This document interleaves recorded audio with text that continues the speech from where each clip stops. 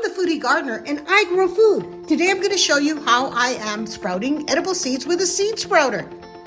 First of all, I am going to sprout some delicious radishes because I love the spice, and a nice salad mix. It's got clover, broccoli, kale, all the goodies. And it's a really simple system.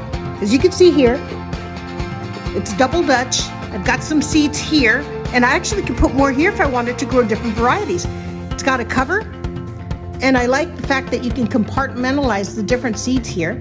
So I put this on top. It's perforated so I can water through this and not splash the seeds too much. And I'm gonna go ahead and take off the bottom. There we go. So that the water can come through the bottom. So your job for the next few days is to rinse your seeds twice a day. Get them nice and wet.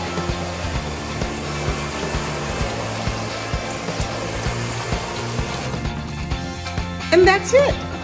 I'm gonna go ahead and put this back on my counter away from direct sunlight because it doesn't need the sun yet. Just like this. And I am going to continue growing my sprouts for the next few days. I can't wait to eat them. Have you ever grown sprouts before? How do you do it? Comment below.